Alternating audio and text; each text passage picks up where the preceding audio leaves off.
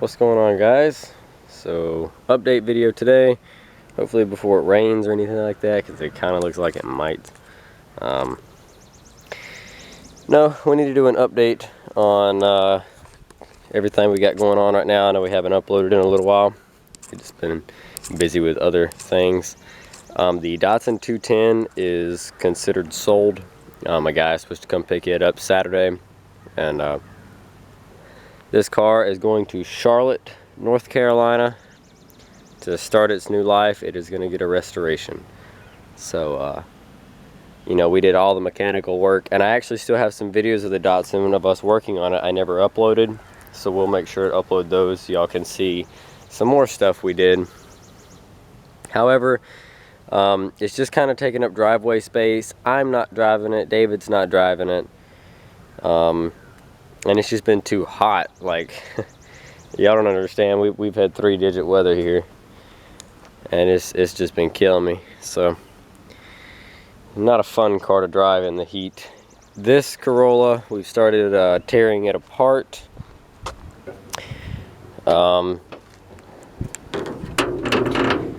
Working on getting the engine and trans out of this one. The motor is, the bottom end of the engine is pretty much no good. I'm sure it could be rebuilt, but that's not the way we're going. We're just trying to get the complete manual swap out for this Corolla. Speaking of this Corolla, I don't know if y'all remember the busted ignition or not. I finally got the columns swapped from the gold one. Oh, look at that. Yeah. We also now have a tilting steering wheel, which is nice. But these cars, or this particular model, did not come with tilt. And now it has tilt. The columns aren't exactly a direct swap. You have to swap the steering knuckles off the I can show you. There's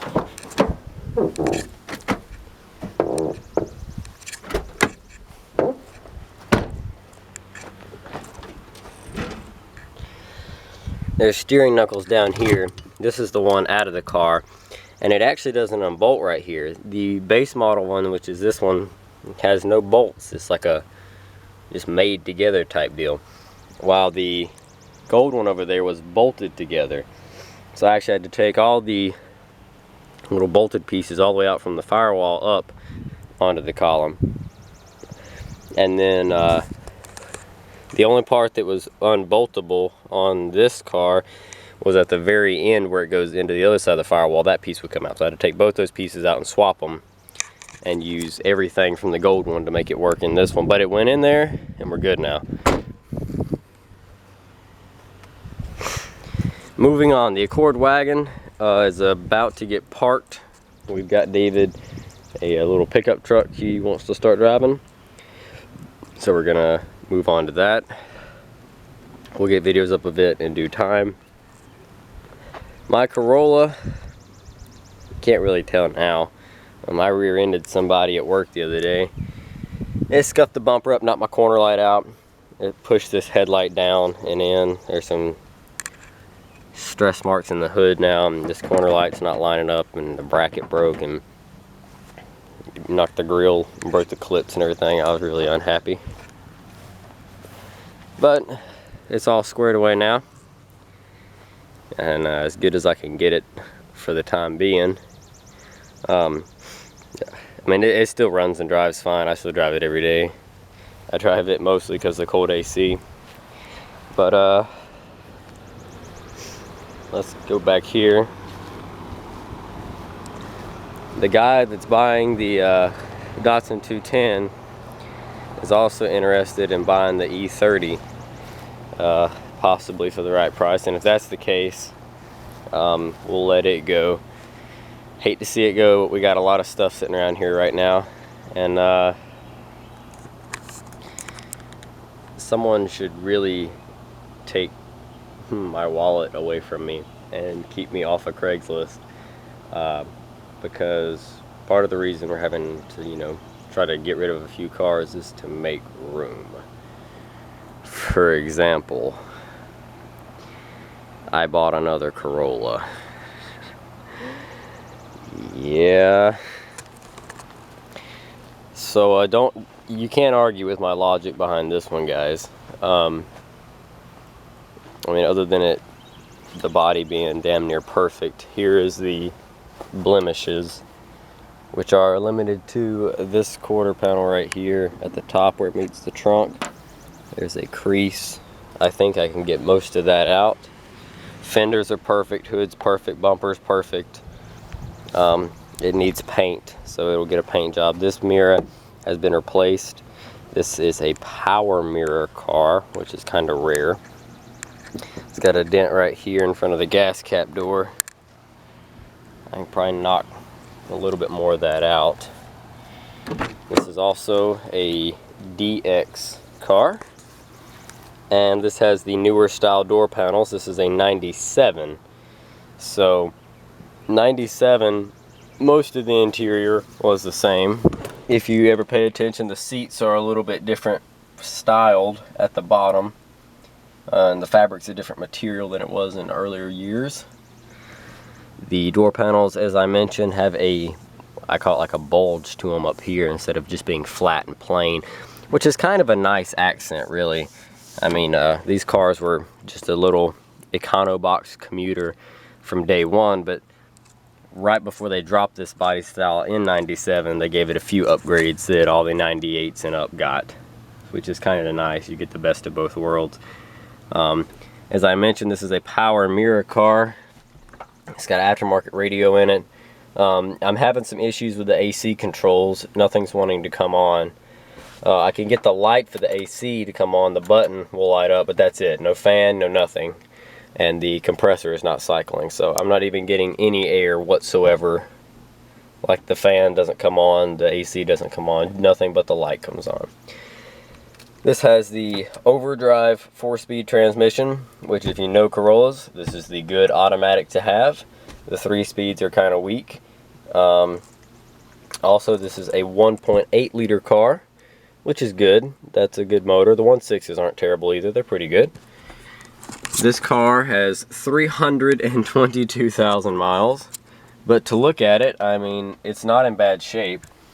Someone has cut these door panels to add an extra set of aftermarket speakers, and I've not been able to find a 97 anywhere, so it looks like I'm just gonna have to look at that, guys. You see that ant? One of those red devil ants. They used to call them cow killers when I was little, wherever he went. Oh, he's moving fast. It's a furry, like a red velvet ant. And they're really dangerous. Anyway, sorry I got sidetracked. But no, this car was for sale. It was originally on Craigslist for 800 bucks. It was posted up for sale with a bad engine, and I went and saw it, and I told the guy, I was like, look, a scrapyard is going to give you about 120 to 150 bucks for it. The price of scrap metal is still way down around here, so it's not really worth that much. However, you know, if you're interested, I'll come make you an offer. And I went and looked at it and offered him 300, and he was like, nah, I can't do that, give me 320. So I did. Also, this apparently has a locking trunk. See, that's locked, that's unlocked. Oh, it's open. I didn't notice that till just now. Mine doesn't have that. But the motor was knocking, and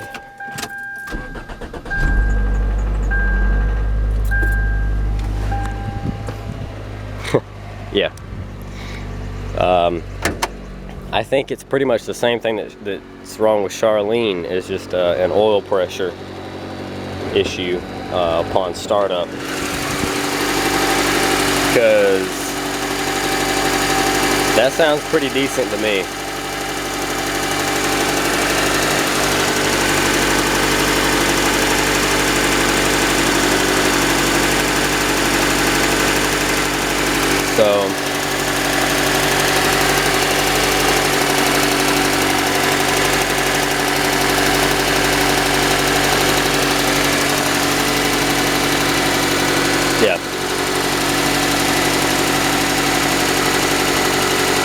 So probably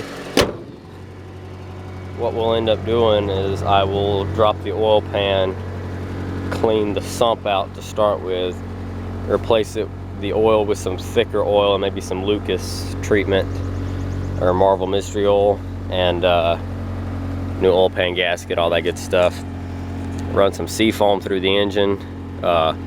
Another good way to cure this, if you have a Toyota Corolla that has that little tapping or knocking when it starts up, sometimes it'll also do it in high idle, or not high idle, higher RPMs. When you're accelerating, you'll hear there's like a sweet spot in the RPM, so you can hear a clatter. You can actually retard the timing just a hair, just enough. It'll take some of the strain out of it, and you know, it'll mess with your acceleration and power just a little bit. If you turn it a lot, you're gonna fuck it up bad, but if you back the timing off and retard it just a hair, it'll usually silence that knock, which is what we did with Charlene about 4 years ago, and she is still trucking, and it still drives pretty good. It's got just enough power. It's not really a big deal, so I'm probably gonna do the same thing with this one. Just retard the timing, thicker oil, clean the oil sump out, and should be good to go.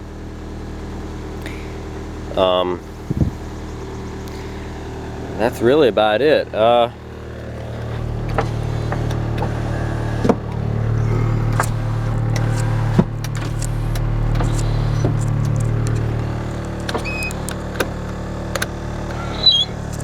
Power windows work, temperature gauge works, fuel gauge works. Like I said, the radio works. It's just aftermarket.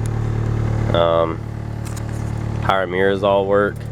Transmission shift's good. I actually ended up driving it home from the guy's house. Came with a clean South Carolina title. I mean, you can't beat it. So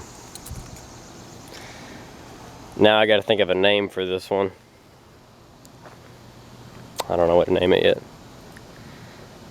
But anyway, guys, this is what happens when you leave me alone on Craigslist. It's got new tires on it too. So I'm gonna take those hubcaps off. I'm gonna put them back on, but I'm gonna take them off and clean them up really good with like a steel wool pad, or not Scotch-Brite. Yeah, steel wool. If you use it real lightly, it'll clean it, which they're pretty scuffed, so it doesn't matter. I'm gonna sand the headlights down and re-clear them so they're nice and shiny, and then we're gonna send it off probably to just Mako or somebody and have them put a cheap paint job on it. Probably just go back to whatever color this is, like a powder blue. I don't understand, because under the hood it's almost a purple color. Like it's like lavender in the door panels and under the hood, but then the outside, I guess that's just where it's faded out to like a, I don't even know what you would call this color, honestly. But I guess I'll just have it repainted lavender so that everything matches again. So what do you think, guys? 320 bucks, and I need to straighten this taillight back up. It's pushed in a little bit. Might even be part of the trunk adjustment I need to work on. We'll just need to see. Anyway, all this foam stuff he put on there to try to keep it from rattling. Not a terrible idea, actually. But yeah. Anyway, guys, thanks so much for watching. If you enjoyed this video, hit the like button at the bottom. You can also hit that subscribe button if you want to stay updated on us kind of rebuilding this little Toyota back to its former glory. And feel free to drop us a comment on some name suggestions for it. I like to name everything. So if you got us a name, let us know. Guys, we'll see you in the next video. Stay awesome.